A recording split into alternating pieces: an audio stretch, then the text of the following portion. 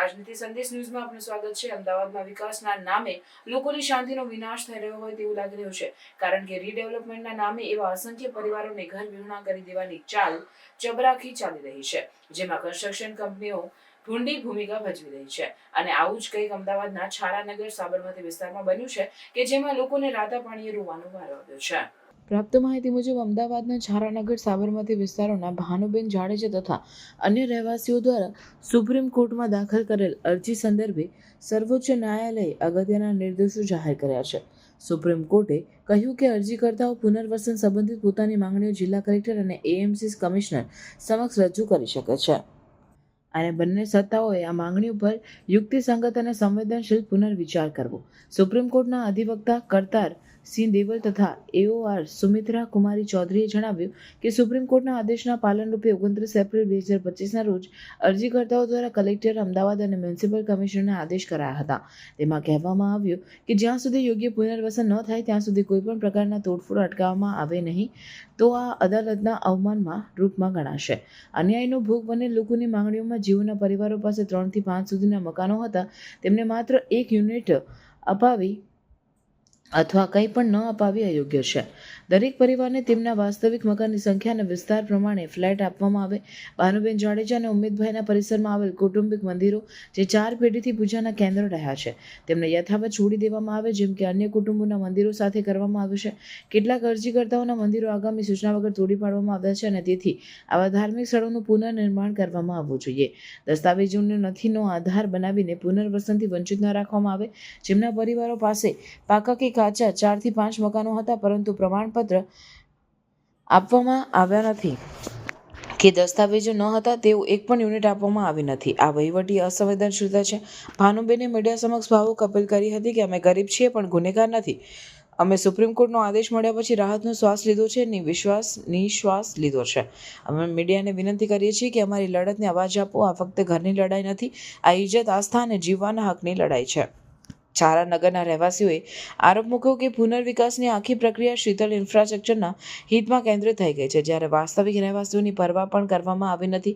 જેઓ પાસે 3-4 પાકા મકાનો હતા તેમને માત્ર એક નાનો ફ્લેટ આપવામાં આવી રહ્યો છે। જેઓ પાસે કોઈ દસ્તાવેજ નથી પણ 50 વર્ષથી નિવાસ કરી રહ્યા છે તેમને સંપૂર્ણ રીતે અવગણવામાં આવે છે।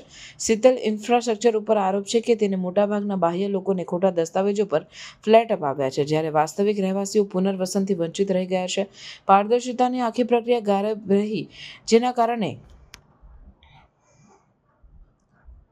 આ પુનર્વિકાસ જાહેર હિતની યોજના નહીં પરંતુ ખાનગી નફાકારક યોજનામાં ફેરવાઈ ગઈ છે। આ ફક્ત પુનર્વિકાસનો મુદ્દો નથી, ભારતના બંધારણના અનુચ્છેદ 21 અને 25માં નિહિત મૂળભૂત અધિકારોની રક્ષા માટેની લડત છે। જો વહીવટ કન્સ્ટ્રક્શન કંપની અને એએમસી માનનીય સુપ્રીમ કોર્ટના આદેશની પણ અવમાનના કરે છે। આપણે છારાનગર સાબરમતી વિસ્તારમાં આવી પહોંચ્યા છે। ત્યાં 700 થી 800 લોકો ઘરો બેરોજગાર થઈ ગયેલા છે। તે લોકોના ઘર તોડી પાડવામાં આવ્યા છે। અમારી સાથે સ્થાનિક ભાઈ છે, એની જોડે વાત કરીશું કે ત્યાંના સ્થાનિક લોકો અને બિલ્ડરના મળતિયાઓ એ લોકોને કેવા પ્રકારની ધમકી આપી રહ્યા છે અને એ બિલ્ડરના માણસો છે એક હમીર પરમાર, સુખદેવ જે બિલ્ડરનો માણસ છે, બિલ્ડર છે, અને એક ચેતનાબેન છે જે એનજીઓ ચલાવે છે। એ નંબર પાડવાની બધી કામગીરી કરી છે। નંબર પાડવામાં બી કેવા ગોટાળા કરે છે તે આપણે આ સ્થાનિક ભાઈ છે એમની જોડેથી જાણીશું। શું નામ તમારું? ઉજ્જવલ જાડેજા। ઉજ્જવલભાઈ, કયા કયા વ્યક્તિ તમને ધમકી આપવામાં આવે છે અને કેવા પ્રકારનું અહીંયા કને કૌભાંડ થઈ રહ્યું છે? सोलंकी सैदेव सर है जो यहाँ के मेन प्रतिनिधित्व करते हैं इंफ्रास्ट्रक्चर, शीतल इंफ्रास्ट्रक्चर लिमिटेड का। उसके बाद आते हैं हमीर भाई परमार, उसके बाद राजू भाई और हंसराज भाई देसाई और एनजीओ की मैडम चेतना मैडम। वो लोग यहाँ पे कौभांड चला रहे हैं। यहाँ पे कम से कम 200 से 300 लोगों का यहाँ पे फर्जी डॉक्यूमेंट लगाए हुए फ्रॉड कर रहे हैं। बाकी ये लोग गुंडागर्दी भी कर रहे हैं कि भाई इधर से घर खाली करो, इधर से निकल जाओ। पर जिनके पक्के मकान है उनको भी ये लोग वही चेतावनी दे रहे हैं और जिनके कच्चे मकान है उनको भी वही चेतावनी दे रहे हैं। सरकार बस તમે જોઈ રહ્યું કે સ્થાનિક લોકો કેવો આક્ષેપ કરી રહ્યા છે કે હમીર પરમાર નામનો વ્યક્તિ છે એ એવું કહેતો રહે છે કે અમે તો કેટલાય મર્ડરો કર્યા છે, કેટલાય લોકોને માર્યા છે, પરંતુ તમારી કોઈની તાકાત નથી કે અમારે વાળ વાંકો કરી શકે। સાથે જે ચેતનાબેન છે એ એનજીઓ ચલાવે છે, એ આ નંબર પડવાનું કામ કરે છે અને લોકોની સાથે મળીને આ હમીર અને રાજુ અને હંસરાજ દેસાઈ આ ટુકડીઓ જે છે એ મળીને પોતાની નસ્બોમાં આવીને અને પોતાના જે કામયાબ કઈ રીતે થવું અને લોકો જોડે કઈ રીતે છેતરપિંડી કરવી તે એક મોટું રેકેટ અહીંયા કને ચાલી રહ્યું છે. સાથે 7 થી 8 લાખ રૂપિયામાં હમીર, હંસરાજ અને ચેતનાબેન આ સાથે મળીને લોકોના મકાન પણ વેચી રહ્યા છે. રવિ બાકોલા, અમદાવાદ. नमस्कार, मेरा नाम उज्जवल उमेद भाई जाडेजा है। मैं भानुबेन का पोता बोल रहा हूँ।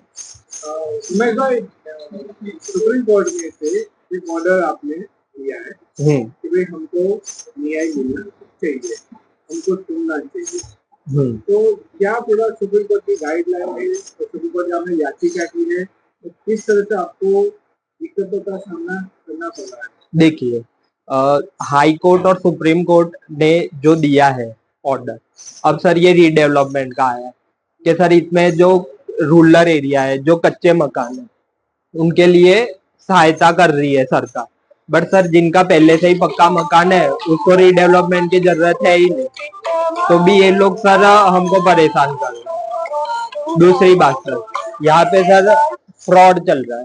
किस चीज का? कि सर यहाँ पे 200 से ज्यादा मकान है सर राजस्थानियों के नाम पे ट्रांसफर किए गए हैं, और सर मैं चाहता हूँ कि इसकी इंक्वायरी बैठे, बट फेक डॉक्यूमेंट लगाए हुए हैं सर। और बाकी सर इधर भी आगे भी ये लोगों ने प्राइवेट लिया हुआ है सर। जो हमारा आगे भी काम हुआ है रीडेवलपमेंट का, शीतल इंफ्रास्ट्रक्चर कंपनी का, वहां पे सर फैसिलिटी है ही नहीं। वहां पे सर ड्रेनेज के जो ब्लॉक, ड्रेनेज की जो पाइप है सर वो पूरी ब्लॉक हुई हुई है, और सर इतना सा खाली वो है लेटरिंग बाथरूम करने के लिए। उसमें सर अब मेरी दादी का ही वजन कम से कम 90 से 100 किलो है, तो सर वो फिट ही नहीं हो पाएगी, तो सर वो प्रॉब्लम है। बाकी सर पानी का प्रॉब्लम है, और सर मेन चीज बाकी सर फैमिली अब सब कम से कम सर हमारे 20 से 15 जन है, तो सर वो फिट ही नहीं हो पाएंगे 1 BHK के अंदर। और बाकी सर ये जो लुखे लपाटे है सर वो हमको परेशान कर रहे हैं कि आके हम बिजली काट देंगे, पानी का कनेक्शन है वो निकाल देंगे, और बोल रहे हैं बार बार के भाई इधर से चले जाओ। सर ये शीतल इंफ्रास्ट्रक्चर वालों ने यहाँ पे सर जो ड्रेनेज सिस्टम है वो सब सर खुले पड़े हैं, और बाकी सर इनका जो उमेश भाई, आपने एक सुप्रीम कोर्ट में याचिका डाल दी है। याचिका में बताया है कि आपको सुनना चाहिए, आपकी रजूआत है वो सरकार के साथ पहुंचनी चाहिए। तो सुप्रीम कोर्ट ने क्या कहा है और आपको किस तरह की दिक्कत आ रही है, और बिल्डर के इंसान आपको किस तरह से परेशान करते हैं? बिल्डर के इंसान हमको रात को आके हमको धमकाते हैं, डराते हैं, बोले तुम रातों रात खाली कर दो, बोले नहीं तो हम तुमको यहाँ से तुमको यहाँ रहने नहीं देंगे, बोले तुमको यहाँ से हम भगा देंगे। मेरे घर में 22 जन की फैमिली है, और सर ये हमको मेरे लेडीज उम्र लायक है, सब ग्रेजुएट है, उनकी अभी परीक्षा चल रही है, और ये लोग हमको अभी ये यहाँ पे रुकने ही नहीं दे रहे। बोले तुम यहाँ से निकल ही जाओ, बोले तुमको यहाँ कुछ नहीं मिलेगा, बोले ये घर वर कुछ नहीं मिलेगा, बोले आप यहाँ रुको ही मत, बोले ऐसे जबरदस्ती कर रहे हैं, गुंडे लाते हैं हमारे को ये बिल्डर लोग, और ऐसे हमको रोज धमकाते हैं। तो अभी कौन से बिल्डर है, क्या नाम है बिल्डर का? बिल्डर का नाम है हसमुख भाई है, सोलंकी सर है, सोलंकी सहदेव, और हसमुख भाई, हमीर भाई, राजू भाई, ये सब बिल्डर है, और चेतना मैम। कौन से लोग आके आपको धमका रहे, बिल्डर के इंसान या उसके कपड़े? एक तो ये सोलंकी सहदेव है, ठीक है, और एक ये हमीर भाई है, और दूसरा राजू भाई है, और तीसरा हसमुख भाई है। ये हमको रात को आते हैं और रात को हमको धमकाते हैं। हमको बोले घर खाली कर दो, और हमको लाइट बंद करने की धमकियां देते हैं, घर खाली करने की धमकियां देते हैं, गटर लाइन बंद करने की धमकी देते हैं, सब पानी बंद करने की धमकी देते हैं। हमारी जवान जवान लड़कियां हमारी जाएगी कहाँ? ऐसे परेशान करते हैं हमको। तो साहब हमको क्या करने का? अभी हमारी अभी कोई सुनवाई नहीं कर रही है लोग। मकान भाड़े से नहीं मिल रहा है, किराया अभी 25-25 हजार, 30-30 हजार डिपोटी मांग रहे हैं साहब। और ये 6-6 हजार भाड़ा देके हमको छूटा कर रहे हैं। वो भाड़े का भी कोई कुछ नहीं है, चेक नहीं है, कुछ नहीं, कोई सुनवाई नहीं है, खाली बस इनकी तानाशाही चल रही है बिल्डर लोगों की। साहब अभी हमारा कुछ करो। आपका नाम? भानुबेन। भानुबेन, इधर एक रीडेवलपमेंट का पॉलिसी चल रहा है, सब तोड़ने के लिए आ रहे हैं और सुप्रीम कोर्ट ने आदेश दिया है कि आपको कमिश्नर कलेक्टर के पास जाने का। तो सुप्रीम कोर्ट ने क्या आदेश दिया है और आप कितने साल से इधर रहते हो? हम तो 70 साल की तो मेरी उम्र हो गई है और मेरे बाप दादा मेरे सासू ससुर वो भी बूढ़े हो के मरे। यहाँ ब्रिटिश गवर्नमेंट के थे हमारे सासू ससुर, मेरे माँ बाप। हमारा जन्म यहाँ हुआ, हमारे सासू ससुर का जन्म यहाँ, हमारे माँ बाप का जन्म यहाँ हुआ, हमारे पीछे की पीढ़ी का जन्म यहाँ हुआ। हम इतने सालों से रह रहे हैं और अचानक आके हमको बोलते नहीं है, हमको नोटिस नहीं देते, हमको कुछ सूचना नहीं देते, हमको कुछ मालूम नहीं। पुलिस को साथ में लेके आते हैं, पुलिस फौज, और घर पे आते हैं और सीधे डोजर लगा देते हैं, घर में से सामान भी नहीं उठाने देते। और हम अगर खड़े रहने जाते तो हमको उठा के पुलिस वाले फेंक देते हैं और सब हमारा सामान भी कुचल डालते हैं। कुछ हमारे पास है नहीं, हमारे मकान गिरा दिए, हमारे मंदिर बुजुर्गों के थे, हमारे माताजियों के मंदिर थे, वो भी गिरा दिए। कुछ दिखा नहीं इन लोगों को, और आके हाँ हो करके सब मकान तोड़ डाले। कोई सुनवाई नहीं हो रही है। कोई सरकार सुनो, हमारा न्याय करो।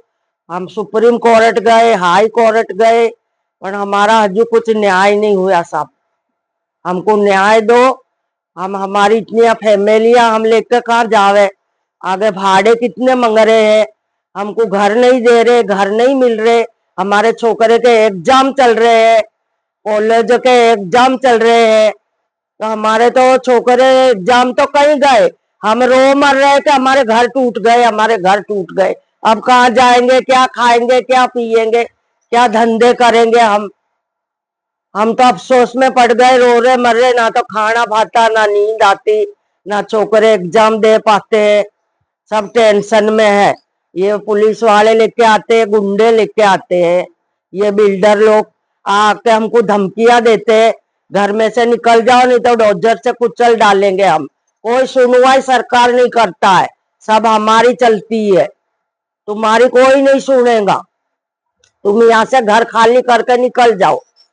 हमको जिस जगह पे आप रहते हो, हाँ, वो विस्तार का नाम क्या है और पूरा एरिया का भी नाम क्या है? छारा नगर, साबरमती, छारा नगर, जूना चियार, बारी वासनी 5-6 में रहिए छिए। भानुबेन, इधर डेवलपमेंट का काम चल रहा है, आपने सुप्रीम कोर्ट में एक याचिका दायर की है, सुप्रीम कोर्ट ने क्या आदेश दिए? हम 70 साल से यहाँ रह रहे हैं साहब। हमारे सासू ससुर 70 साल, 50 60 साल के होके मरे। मेरी अब उम्र हो रही है 65 साल की, और हम 70 साल से भी आगे रह रहे यहाँ। हमारे बुजुर्ग पीढ़ियों से पीढ़ियां रह रही है। मैं करतार सिंह, यहाँ पर छारा नगर साबरमती में लगभग 700 से 800 परिवार रहते थे। उनमें बेहद गरीब और रोज कमाने खाने वाले लोग ही हैं। अधिकतम क्या, लगभग 100% लोग इसी तरह के हैं जो रोज कमाते हैं, रोज खाते हैं, रोज मजदूरी जाते हैं। उनके पास ना बैंक बैलेंस है, ना कोई और सुविधा है, ना और कोई मकानात है, ना और कोई जमीन है, ना कोई खेती पाती है।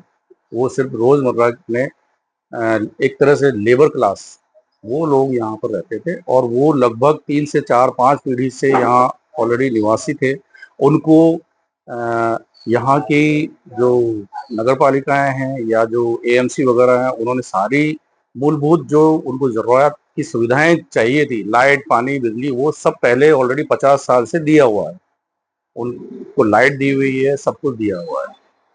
अब इस जमीन की कीमत आसमान को छू गई है, तो उसके वजह से कुछ भूमाफियाओं की निगाह इस जमीन के ऊपर पड़ी, और इस जमीन पे निगाह पड़ने से उन लोगों ने इसको कैप्चर करने के लिए प्लानिंग किया और प्लानिंग के तहत गवर्नमेंट को अपने साथ मिला के इस तरह का एक कंस्ट्रक्शन कंपनी शीतल इंफ्रास्ट्रक्चर के नाम से खड़ी करके ये यहाँ का टेंडर उन्होंने लिया है।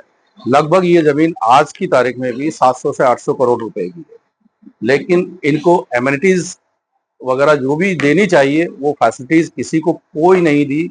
बोले ये सरकारी लैंड है, आप खाली करो। इसके विरुद्ध कुछ लोगों ने हिम्मत करके 40-50 लोगों ने हाई कोर्ट में अपनी याचिका दायर की। हाई कोर्ट गुजरात ने भी बराबर से इन लोगों की सुनवाई नहीं की।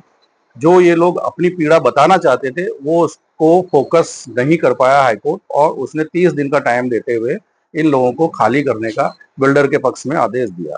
उसके अगेंस्ट सुप्रीम कोर्ट के अंदर इन लोगों में से कुछ 7-8-10 लोगों ने मिलके हिम्मत करके वहां याचिका दायर की। उस याचिका के अंदर सुप्रीम कोर्ट ने बराबर सुनवाई की और माननीय सुप्रीम कोर्ट के आदेशानुसार इन लोगों ने जिला कलेक्टर अहमदाबाद और एएमसी कमिश्नर को अपनी जो जरूरियात थी और जो उनको प्रार्थना करनी थी वो सुप्रीम कोर्ट के आदेशानुसार वो प्रार्थना कर दी।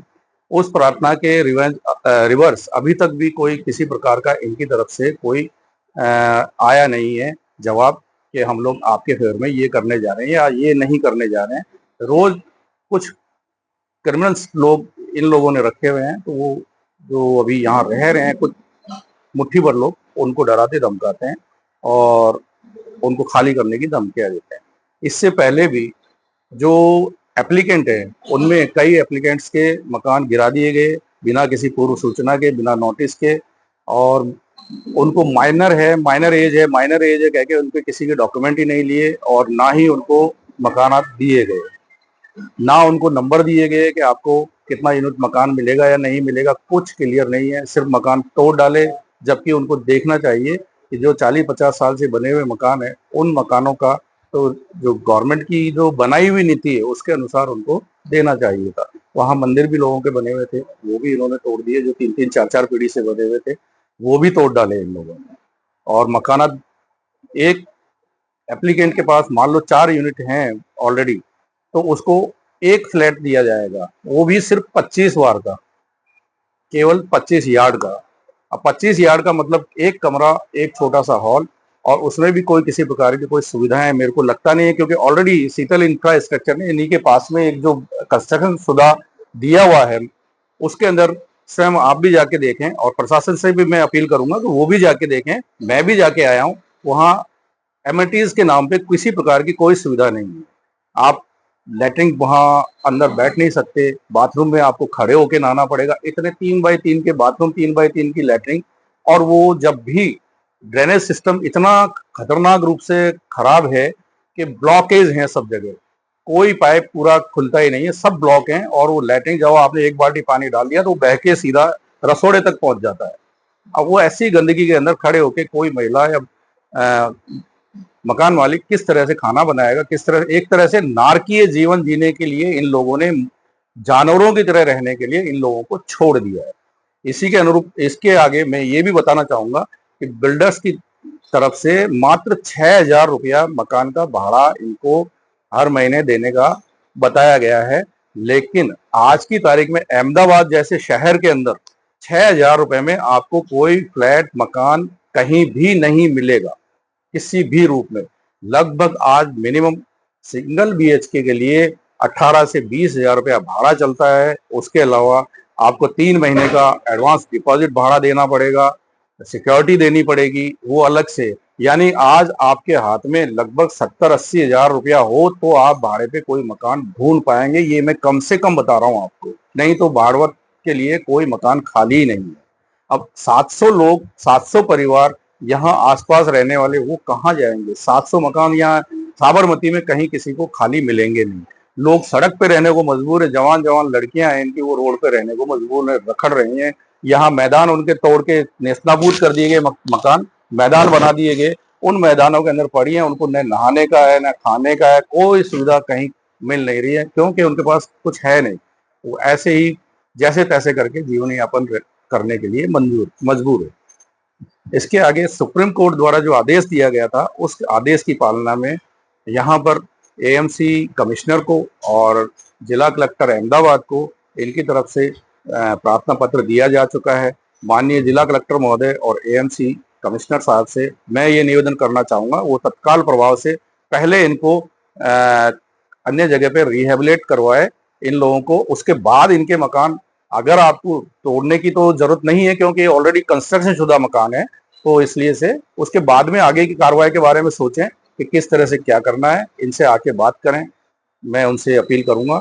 इसके अलावा मैं ये कहना चाहूंगा कि इनको भाड़े के रूप में ये 6,000 नहीं, इसको बढ़ा के 18-20 हजार रुपये। दूसरा मैं आपको ये कहना चाहूंगा, माननीय जिला कलेक्टर महोदय से भी मैं ये बात बताना चाहता हूँ और कहना चाहता हूँ कि यहाँ पर लगभग 700-750 यूनिट का शीतल इंफ्रास्ट्रक्चर को दिया हुआ है।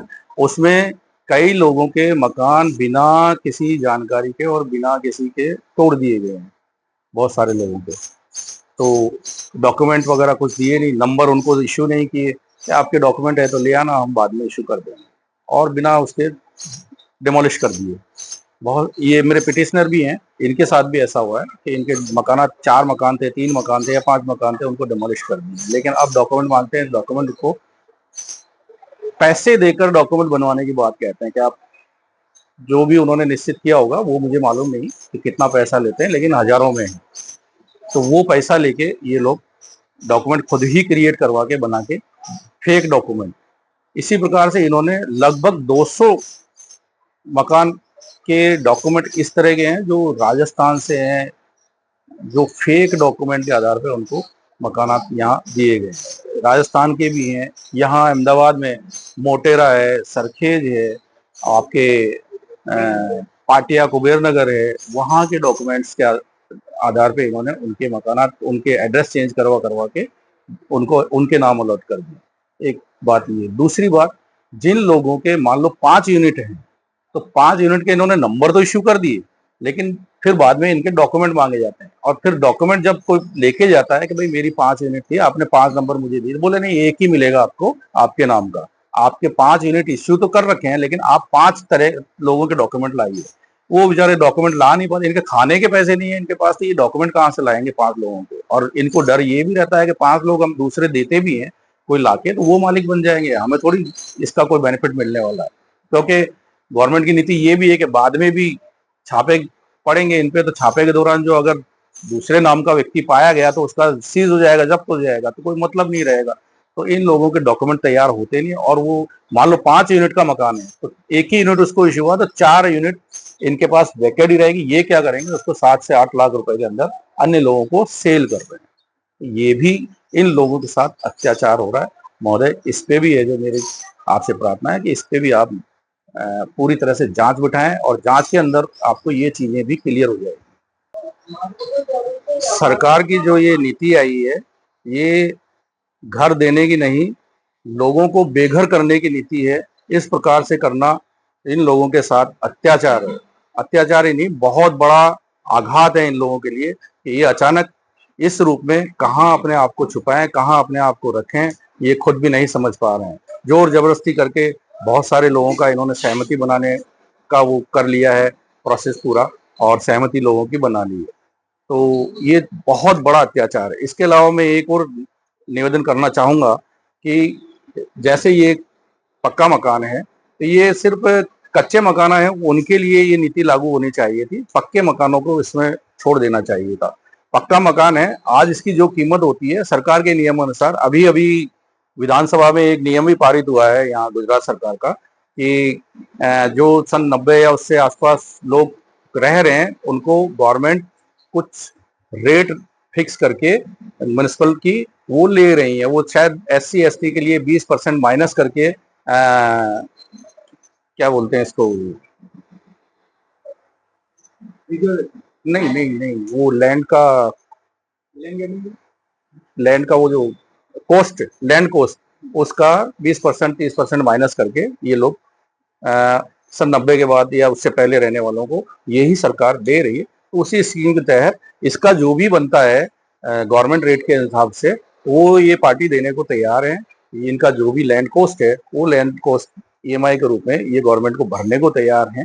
तो आप कृपया इतना कीजिए कि आप लैंड कोस्ट ले लीजिए इनसे, जो आता है इनका किराए के अनुरूप, वो लैंड कोस्ट आप ईएमआई में वो लैंड कोस्ट देने को तैयार हैं, वो लैंड कोस्ट ले लीजिए, इनको बख्श दीजिए, ताकि ये बेघर नहीं हो।